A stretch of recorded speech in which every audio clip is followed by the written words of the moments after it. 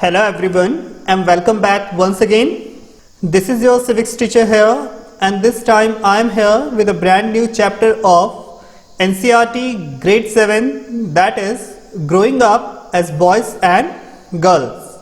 Students, as you all know that being a boy or a girl is an important part of an individual, and students, the society where we live or grow up teaches us that what kind of behavior is acceptable for girls and boys, and what boys and girls can do or cannot.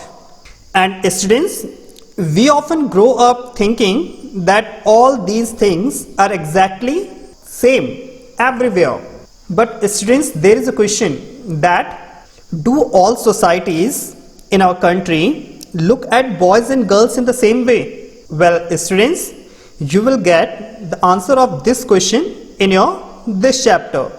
Students, you also know that our society, our parents, our family members assigned different roles to a boy or a girl that prepare them for their future roles as men and women.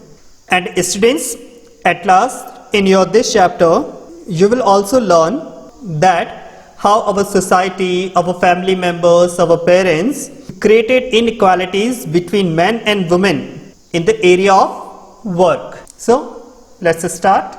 Students, this chapter starts with two case studies to show that how boys and girls are brought up or socialized differently in two different areas. And students, this will enable you to understand that the process of socialization is not uniform every place. Instead, it is socially determined and changes continuously over the period of time. And students, these two case study also helps you to understand the fact that society of different places assigned different values to the role men and women play and the work they do. Now students, the first case study is about the growing up of boys and girls in Samoan Island around 1920s. Students, this Samoan Island are part of a large group of small islands in the southern part of the Pacific Ocean. And students, in the 1920s, according to the reports of research on Samoan society, children didn't go to school. And the older children, often as young as 5 years old, took over their responsibility.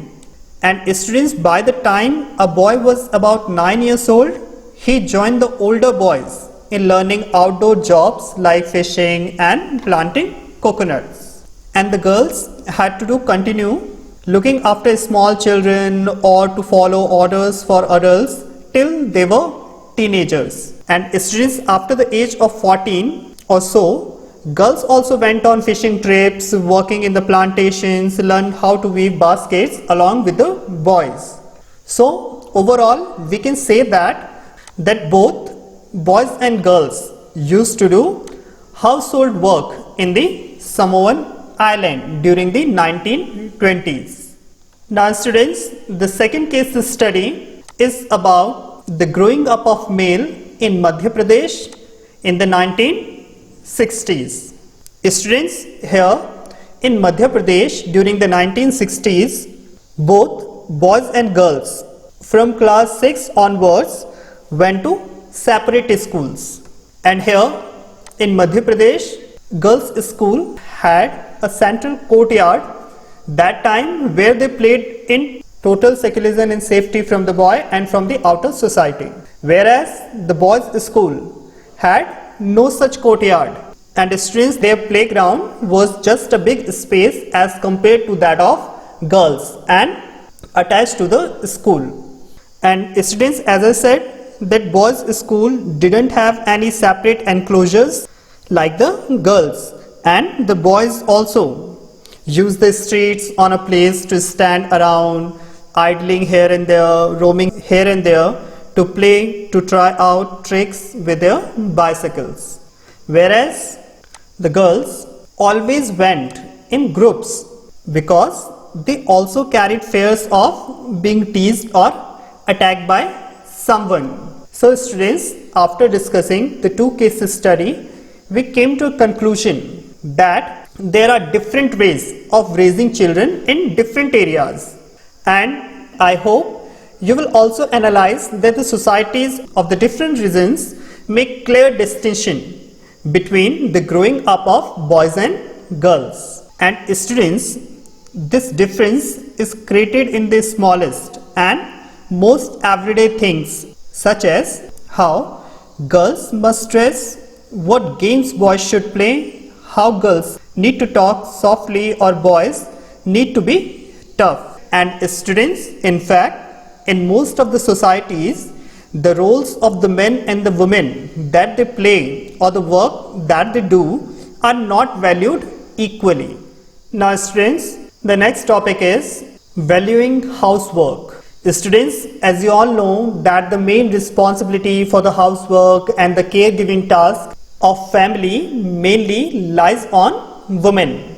And students, there is a mindset in our society that the work that women do is not recognized as work, and in fact it is also assumed that the work that women basically do comes naturally to them. And students, as you all know that the women do not get paid for their housework, and that's why our society devalues their work. Now students, let's understand the lives of domestic workers. Students, as you all know, housework involves many different tasks, and a number of these tasks require heavy physical work. But students, in our society, most of the domestic workers heavy physical work, whether the housework belong to rural areas or urban areas. And students, you will amazed to know that the most of the domestic workers are women. And students, their daily household works involves fetching water, carry heavy loads of firewood, perform tasks like washing clothes, cleaning, sweeping, and picking up loads require bending, lifting and carrying, and many more. And students, as I said, that the work that women do is very hard and physically demanding, but yet the wages paid are low as domestic works.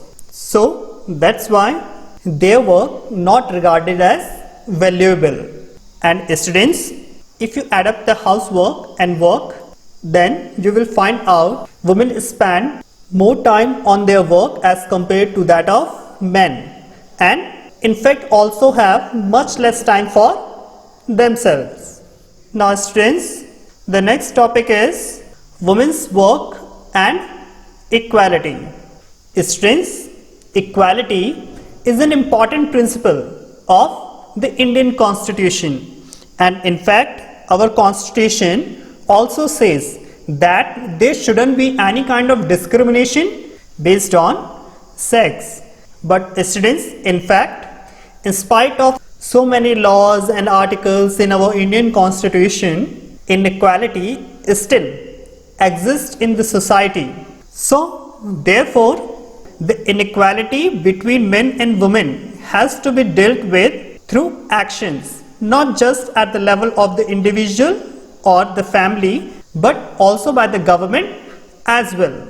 So students, the government is committed to understanding the reason for this and taking positive steps to remedy the situation that exists in the society between the male and female. So students, in order to take out this inequality from the society, the government has launched and promoted girls' education from time to time. In the same way, the government also set up Anganwadis or child care centers in several villages in the country. In the same way, the government also passed different laws that make it compulsory for all the organizations in overall all the country that have more than 30 women employees to provide nursery facility or crash facilities. Students, a crash is a facility which enable parents to leave their children while they are at work. And students, here in these nursery or in crash, children are provided with a stimulating environment for their overall healthier development. So students, that's all about your chapter number 4. And with this topic here, your chapter is completed. Now I will be come back soon with another chapter. Till then, stay home, stay safe and stay healthy.